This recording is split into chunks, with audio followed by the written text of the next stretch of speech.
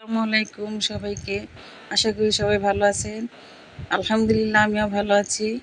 আমার মেয়ে এটা সিলেট উপশহর আল হারামাইন হসপিটাল, এখানে আমার মেয়ে ভর্তি।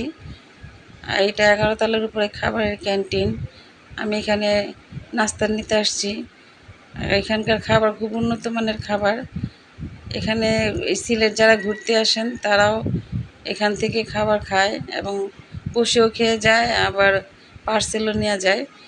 আর আমার মেয়ে তো ভর্তি হসপিটালে, এখানে রুগী, তো ওর খাবার তো হসপিটাল থেকেই দেয়।